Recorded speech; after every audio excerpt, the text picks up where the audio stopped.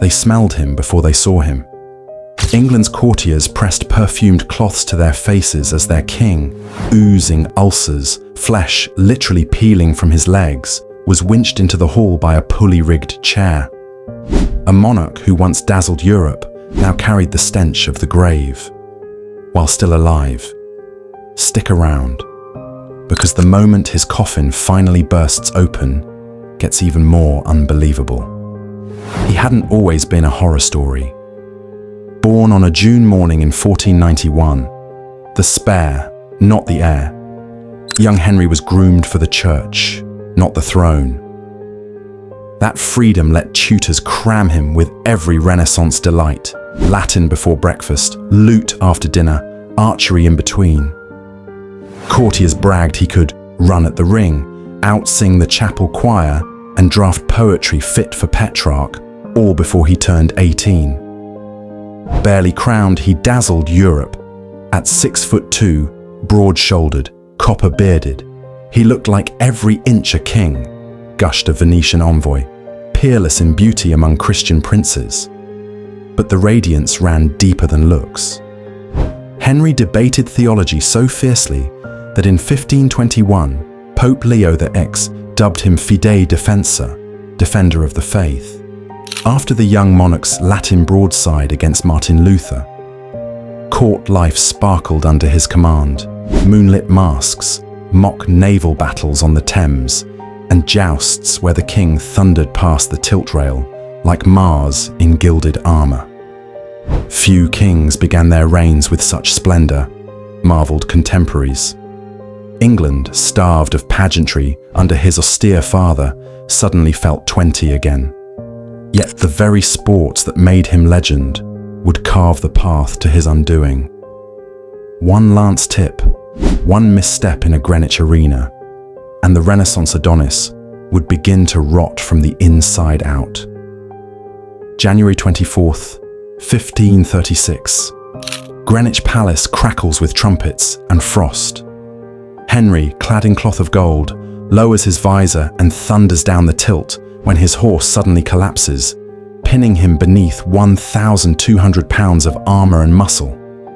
Chroniclers swear the king lay as dead for 2 full hours before gasping awake, legs split open near the shin, nose bleeding, eyes unfocused.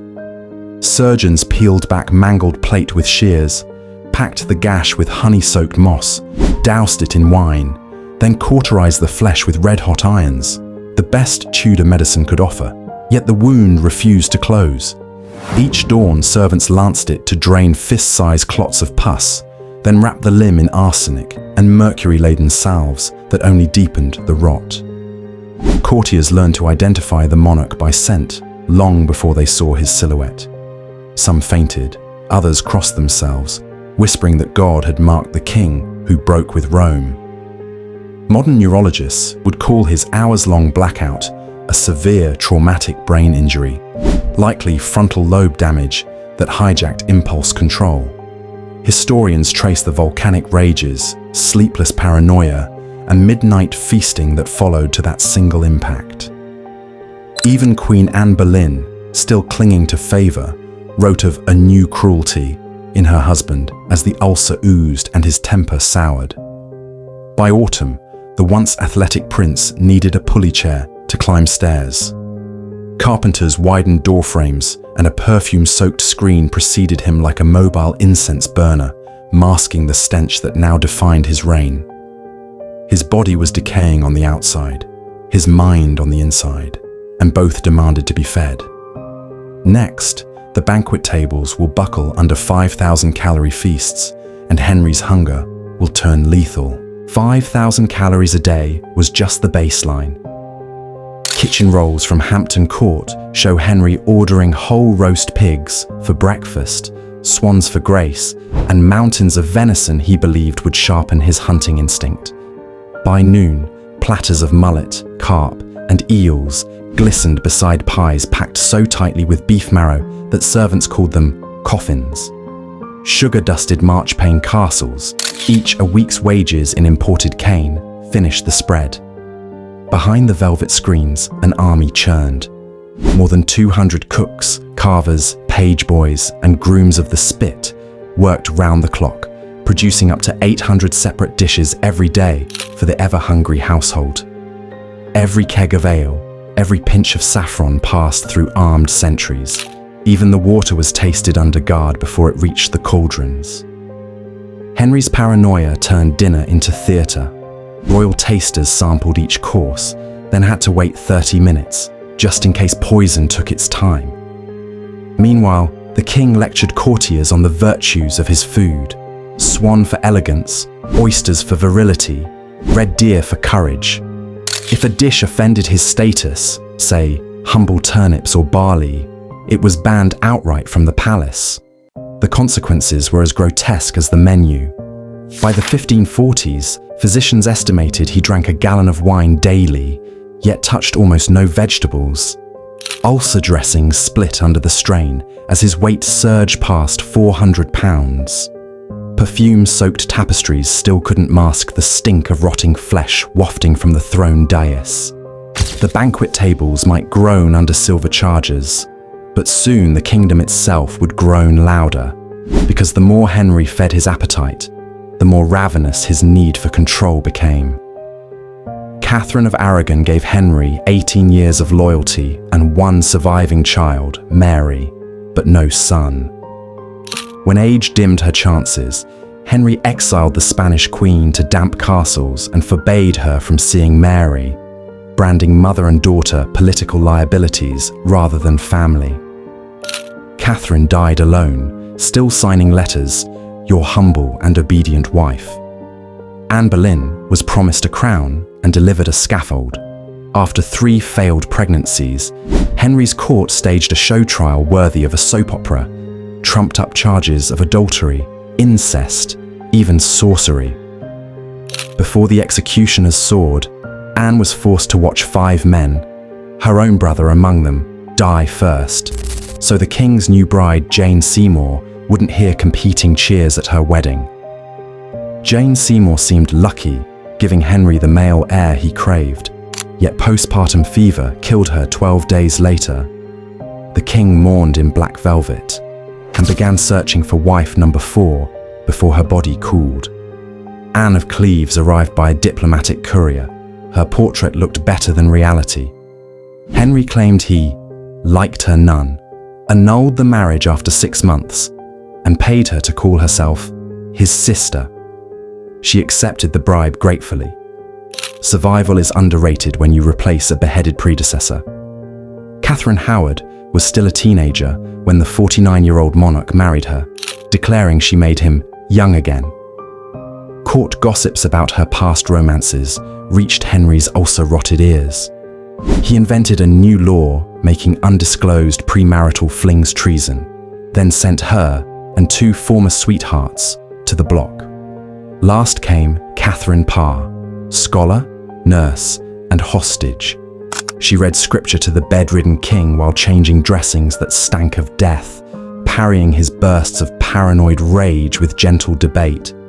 She outlived him only by mastering the art of standing close enough to soothe, yet far enough to keep her head. The collateral damage spread beyond the marriage bed. Chancellor Thomas More fell for refusing to swear that Henry, not the Pope, ruled the church. Monks, ministers, even childhood friends vanished into the tower on whispers of disloyalty, feeding a surveillance state where spies reported on spies. Henry's appetite for obedience was bottomless. Each betrayal he imagined demanded another show of blood. And while the kingdom trembled, infection gnawed his flesh, the smell of judgment gathering beneath his silks, ready to burst. Snow rattles the diamond-paned windows of Whitehall while the king screams through another night of septic fever. Gangrene has chewed his calves into black craters. Attendants slice open the ulcers at dawn, and the smell curls tapestries like smoke. English law now deems it treason even to hint that Henry might be dying, so physicians bow and murmur of certain recovery, gagging behind perfumed gloves. By late January, he can no longer speak. Archbishop Thomas Cranmer rushes to the bedside on the 27th. The the king answers a question of faith with a single squeeze of the hand, his last conscious act. In the small hours of January 28, 1547, England's most feared monarch exhales a final ragged breath at 55. Death offers no dignity. Embalmers cut out the viscera, pack the cavities with aromatic herbs, then shoehorn the bloated body into a triple-coffined sarcophagus. Wood inside, lead inside oak, each layer riveted to contain the stench and the gases already ballooning beneath the skin. The cortege pauses at Sion Abbey, where cadaveric fluid seeps through a badly soldered seam overnight. Morning reveals a sticky pool on the chapel floor, and stray dogs licking what was once the anointed flesh of England's sovereign. 4 days later, the procession jolts along a rutted winter road toward Windsor. Inside the hearse, those trapped gases reach critical pressure. A muffled bang. Then lead tears open like paper, and putrid slurry explodes across velvet draperies and footmen alike. The convoy halts while servants shovel royal remains into buckets, the frost sweetening nothing. Chroniclers swear the odor lingered for miles. At last, on February 16, 1547, they lower what is left of Henry VIII beside Jane Seymour in St. George's Chapel. The marble reads, Fidei Defensor, Defender of the Faith, an epitaph already sour with irony as England inhales the first breath of a fragile new era. Yet even as the stone settles, the crown wobbles atop a 9-year-old boy and whispers swirl of 2 princesses waiting in the wings. From the carnage will rise a queen who turns decay into a golden age. Edward VI, the hard-won male heir who cost Jane Seymour her life, reigned barely 6 years before tuberculosis carried him off at 15, proof that all Henry's carnage could not bully nature. Mary I followed, vowing to weld the kingdom back to Rome. Her 5-year crusade stoked pyres and emptied coffers, yet it was her half-sister Elizabeth, declared illegitimate at birth, who slipped the noose and claimed the throne in 1558. Elizabeth inherited a nation wrecked by religious whiplash, war debts, and a royal reputation that reeked almost as strongly as her father's coffin. She answered with intellect honed in secret lessons, speaking 6 languages and wielding Tudor propaganda like a rapier. Instead of a husband, she married the crown itself, branding herself the Virgin Queen, a living rebuke to her father's marital bloodbath. Her settlement of 1559 walked the razor edge between Catholic ritual and Protestant doctrine, quieting sectarian fires that had flared since Henry's break with Rome. When Spain's Philip II sent the Armada in 1588, Elizabeth rode to Tilbury in steel breastplate over silk to promise her troops she had the body of a weak and feeble woman, but the heart and stomach of a king. The storm-scattered galleons proved her right. England's navy emerged a global contender, and the Queen's legend eclipsed the tyrant who begot her. Under her 45-year rule, the crown's coffers refilled with New World silver. Playwrights like Shakespeare and Marlowe turned court gossip into immortal art, and explorers sketched coastlines Henry had never dreamed existed. The transformation was so complete that foreign diplomats whispered England seemed reborn from its own ashes. Henry VIII's decaying flesh had been shoveled into history, but the institutions he twisted, royal supremacy, a navy hungry for horizons, and daughters trained to survive palace sharks, became Elizabeth's tools. Where he ripped and burned, she stitched and built. The lesson? Absolute power may curdle a man, yet its wreckage can still seed a renaissance, if the survivor inherits both the throne and the cautionary tale. So when we picture Henry's coffin bursting on that winter road, remember, the sludge that spilled out also cleared the path for one of history's brightest reigns. History has a way of warning us in the voices of those who came before. Henry VIII's rise and decay remind us that power without restraint can shape destinies long after a ruler is gone. If you found value in tracing that journey with us, its triumphs, its tragedies, and the legacy that followed, please subscribe and enable notifications so you'll be here for our next chapter. Share your thoughts or the figure you'd like us to examine in the comments below.